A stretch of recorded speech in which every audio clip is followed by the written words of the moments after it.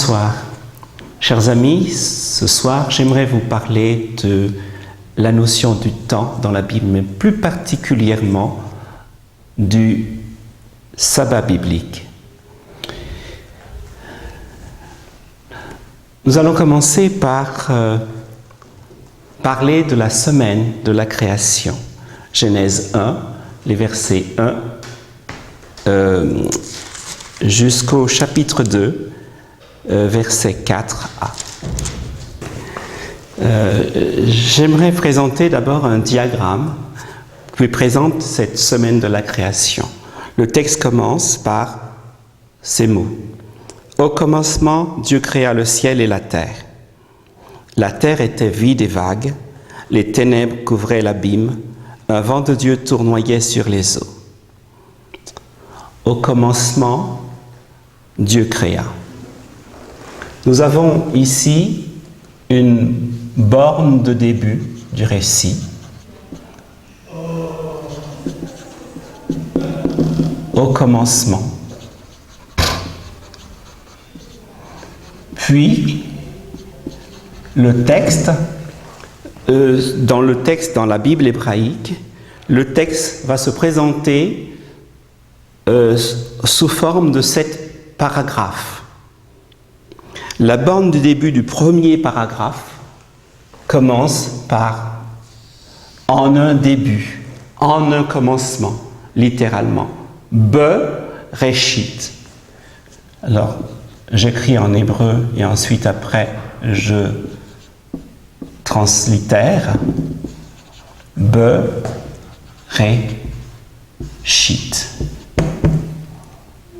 D'accord? Bereshit. Reshit signifie début, commencement. Dieu créa. La terre était informe et vide, dit le texte, et cette phrase tohu vabohu que beaucoup traduisent était vide, informe et vide. Je préfère garder cette phrase, cette traduction de la Bible de Jérusalem, vide et vague. Il y a un manque au début du récit, et ce manque me parle d'amour. Comme dit le poète, un seul être vous manque et tout est dépeuplé. J'aimerais lire ce texte, non pas simplement de manière technique, simplement, mais j'aimerais le lire comme une alliance. André Neher dit, dans l'essence du prophétisme, retraduit, réédité sous le titre Prophète des prophéties, dans la petite bibliothèque Payot, à la page 131, la dimension intime du temps biblique, c'est l'alliance. Et c'est pourquoi nous allons, dans ce premier chapitre biblique, nous terminons avec le Shabbat, qui est signe d'alliance. Et au début, il y a ce désir de Dieu d'avoir un alter ego à qui parler, à qui s'adresser. Et il y a déjà un désir de l'homme qui est inscrit dans ce premier verset. Et ce premier verset ne me parle pas de chaos, mais d'amour, déjà. Donc voilà la première des choses. Alors, Dieu crée, il crée le ciel et la terre, il crée l'espace, mais pas seulement l'espace, il crée le temps. D'ailleurs, cette expression est une expression temporelle. Il y a un début, un commencement. Et regardons la suite. Il est dit ici, au commencement, Dieu crée, et il y a, dit le texte, les ténèbres couvraient l'abîme, ou le théum, l'océan, et le souffle de Dieu tournoyait sur les eaux. Au début, il y a ténèbres, Et dans la ténèbre, il y a l'Esprit de Dieu. Puis Dieu dit que la lumière soit à un temps. Là, c'est le temps 0 qui commence. Et on va dire ici à un temps T1.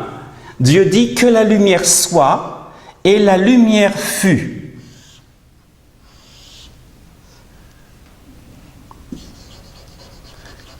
Et ainsi est créée l'alternance ténèbres-lumière.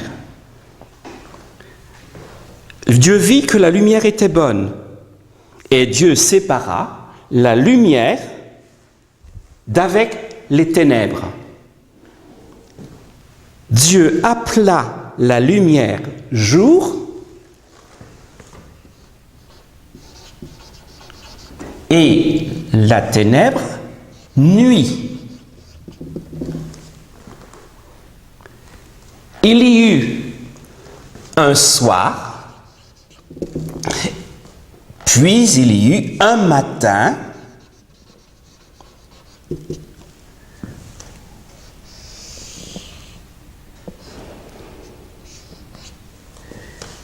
Yom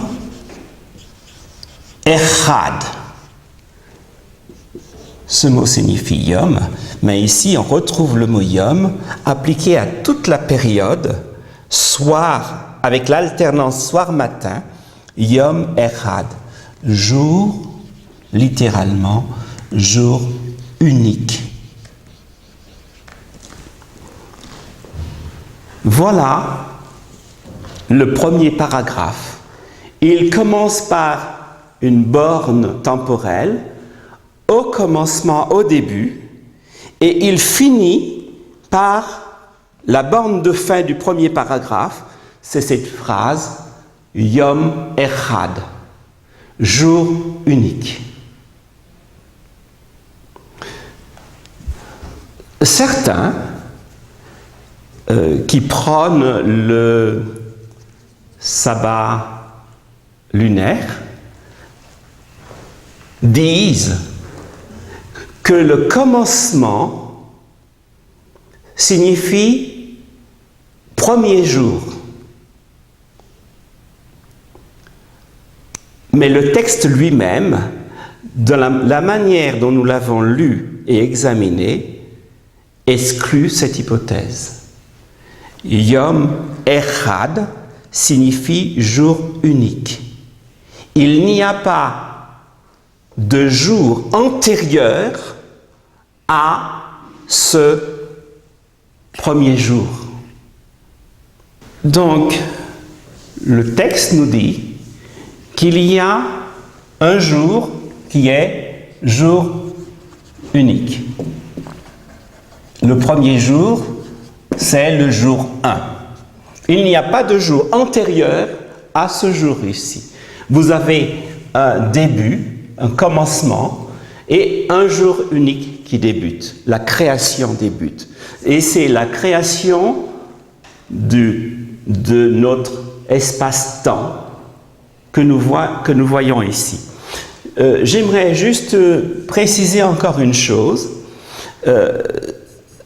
Il y a de ceux qui disent, oui, il n'y a que simplement la partie diurne qui est appelée jour, la partie lumière qui est appelée jour, mais que cela n'inclut pas la partie ténèbres qui précède.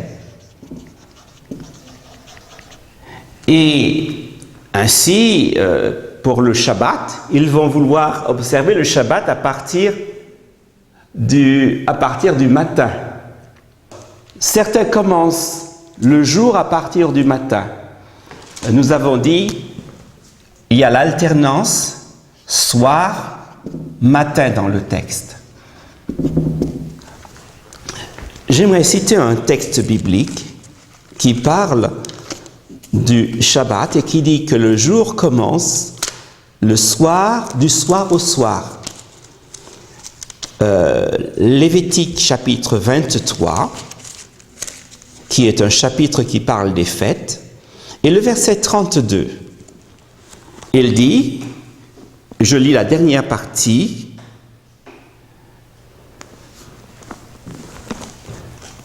Le soir du 9e jour, depuis ce soir jusqu'au soir suivant, vous ferez Shabbat.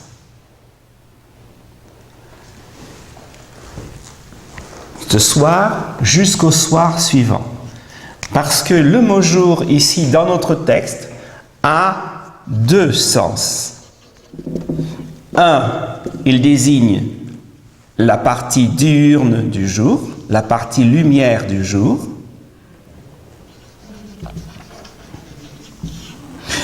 Et le deuxième sens, il désigne toute l'unité de temps qui serait de 24 heures.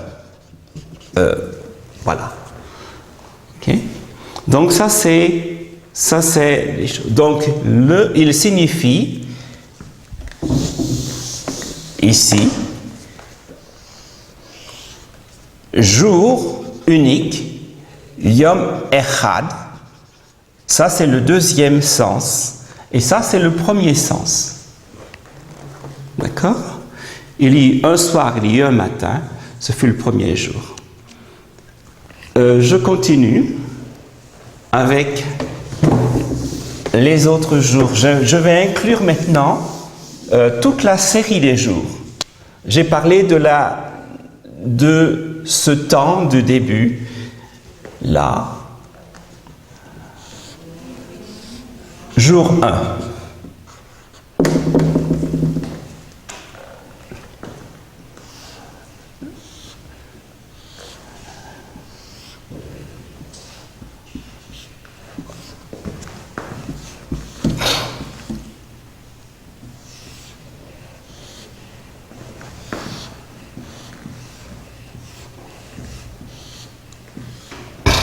Voici nos 7 jours.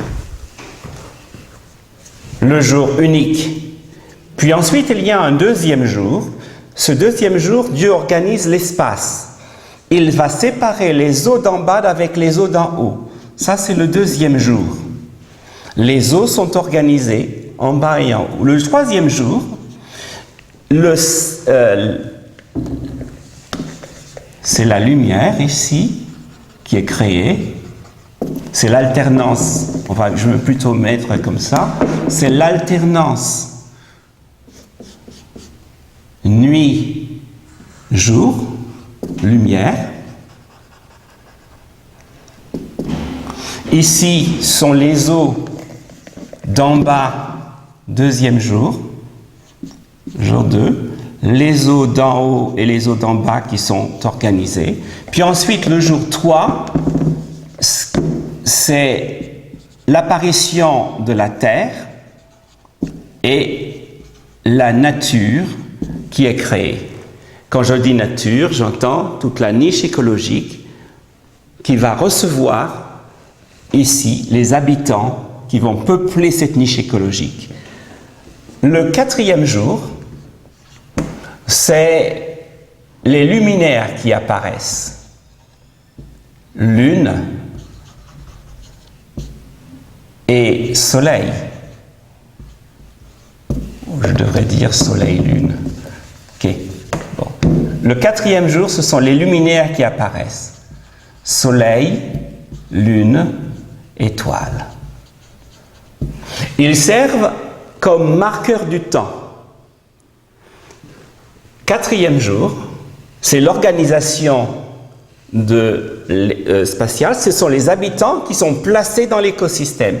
Le jour 5, ce sont les oiseaux, ou les volatiles plus précisément, parce qu'il n'y a pas que les oiseaux, papillons, insectes volants et tout cela, et les poissons, et pas seulement les poissons, tous les nectons, tout ce qui nage va se retrouver ici dans cette niche-là. Ensuite, 6e jour, création de tout ce qui est sur la terre et création donc de tous les autres animaux terrestres et de l'homme.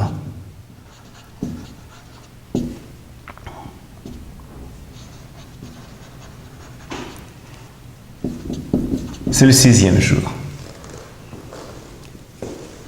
Et chaque fois, jour 1, il est dit, il y eut un soir, il y eut un matin, jour unique. Il y eut un soir, il y eut un matin, deuxième jour, Yom Sheni. Il y eut un soir, il y eut un matin, troisième jour. Il y eut un soir, il y eut un matin, quatrième jour. Il y eut un soir et un matin, cinquième. Il y eut un soir et il y eut un matin, sixième. Le septième jour, le rythme va changer. Il y a toujours le rythme soir-matin, ça c'est normal, mais dans le récit, dans la manière de dire, on va employer un style poétique. Vous avez dans l'hébreu 3 phrases de 7 mots. Et il y a un rythme qui est un peu plus soutenu pour parler de ce jour. Et là, c'est le temps qui est organisé. Voyez, le premier jour, le jour médian, le quatrième, et le dernier jour, qui est le jour de clôture, c'est l'organisation du temps, c'est l'organisation temporelle. Ici, l'unité jour est créée avec l'alternance jour-nuit, alternance qui est importante pour nous parce que nous sommes des êtres qui avons un rythme qui est inscrit dans notre biologie, qui est le Niktémer. Nous commençons par nous reposer. Nux signifie la nuit, ça a donné Nik. Et la partie Emera, jour, indique chez nous qu'il y a une alternance sommeil-veille. Et nous obéissons à ce rythme-là. C'est un rythme biologique inscrit dans notre cerveau, dans notre chronobiologie. Et on ne peut pas s'en défaire. C'est un rythme que nous avons. Quand je dis cela, vous savez tous que si vous avez passé une mauvaise nuit, si vous n'avez pas bien dormi, votre journée sera foutue. Ah, d'accord? Donc, vous avez donc ce premier rythme-là qui est créé ici. Le rythme circadien, vous pouvez l'appeler comme cela, circadien. Ça, c'est le nom latin, enfin, ça, c'est le mot d'origine latin. Circa signifie autour et dien, ça vient de diem qui signifie jour. Donc, c'est le rythme qui règle toute la journée. Et d'autres l'appellent Niktémer, de Emera qui signifie en grec jour, et Nux, Noctis, qui signifie nuit. Ici. Vous voyez, cette alternance est inscrite dans notre corps, dans nos cellules. Et vous voyez qu'ici, donc le premier jour, le jour médian et le jour de clôture de la semaine, c'est pour l'organisation des rythmes, du temps, pardon. Le rythme, le jour commence ici. Yom Echad, le jour unique, le jour est créé. Il n'était au départ qu'unique, il n'y avait encore rien. Puis ensuite, après, les autres jours vont s'alterner. Le quatrième jour, les luminaires apparaissent et ils vont nous servir, dit le texte, à avoir notre calendrier, à pouvoir regarder le ciel astronomique et à pouvoir, à partir du ciel astronomique, compter les mois, les années, voilà. Et ensuite ici, le sabbat, le 7e jour, c'est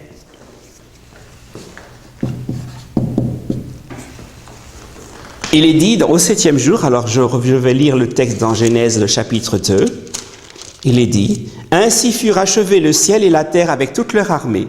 Dieu conclut au 7e jour l'ouvrage qu'il avait fait, et au 7e jour, il chôma. Vayishbot, c'est l'origine du mot chômer, il se reposa, il chôma. Le mot Shabbat veut dire cela, après tout le travail qu'il avait fait. Dieu bénit le septième jour et le sanctifia, car il avait chômé après tout son ouvrage de création. Voyez, le septième jour, dit le texte. Le texte ne dit pas le huitième.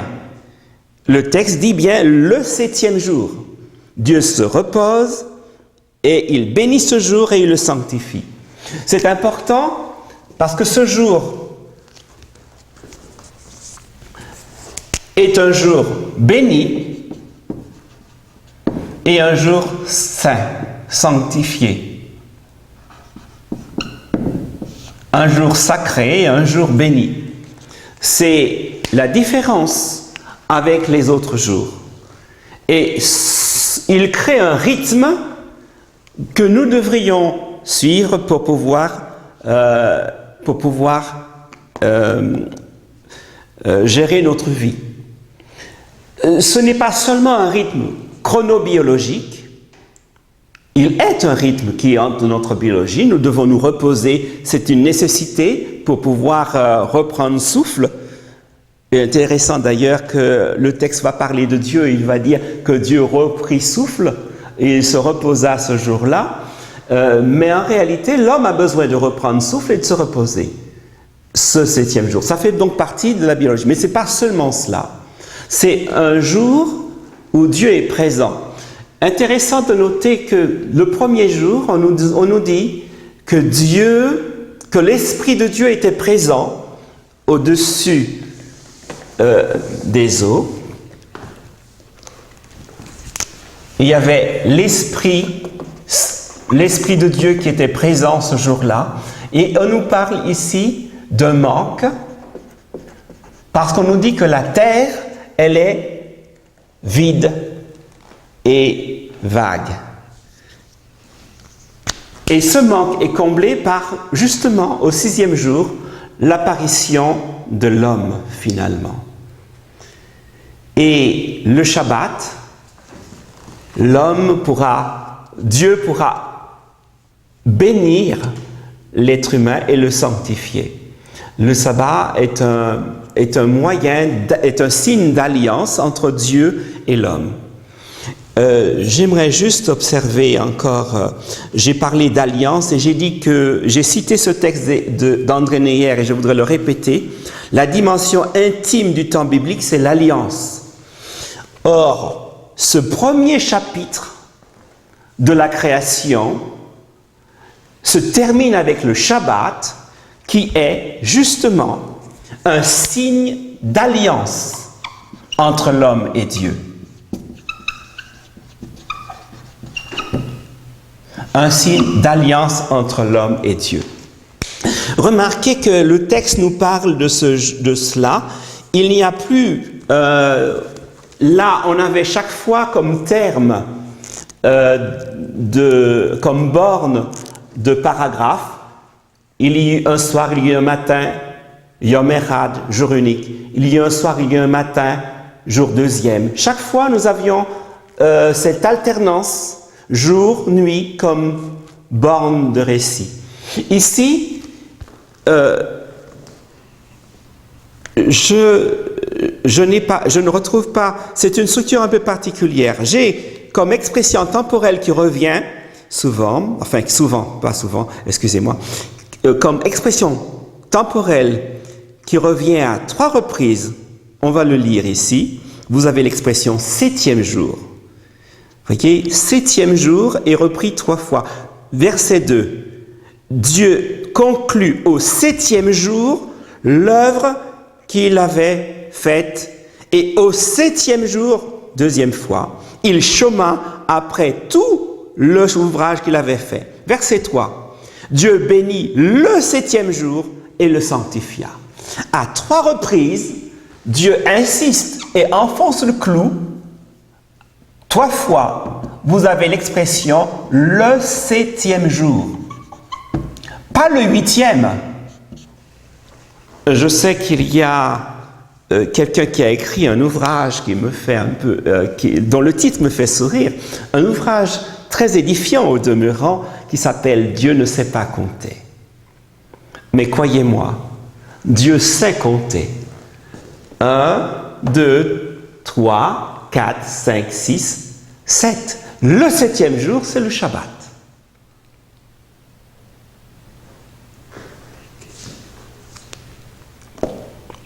Le texte ici ne dit pas qu'il y avait un 8e jour, un jour avant ce jour, qu'il y avait un jour qui serait la nouvelle lune. Et à partir de la nouvelle lune, il faudrait compter 1, 2, 3, 4, 5, 6, 7, 8e jour. D'accord? Le 7e serait le 8e jour. Vous aurez ici un premier jour qui serait intérieur et qui serait le jour de nouvelle lune. Le texte ne parle d'aucune nouvelle lune au début du texte. Vous remarquez que soleil, lune et étoiles apparaissent qu'au milieu, qu'au jour médian. Ce que les Allemands appellent le Mittwoch, le milieu de la semaine. C'est à ce moment-là qu'ils apparaissent.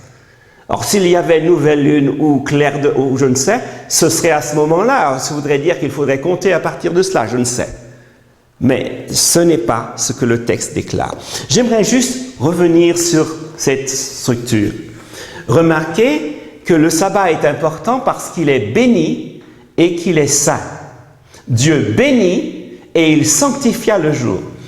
J'aimerais mettre en parallèle avec le fait que il y a un manque et ce manque étant comblé, Dieu bénit. Genèse 1, le chapitre commence par Dieu créa. C'est le verbe bara. Dieu créa.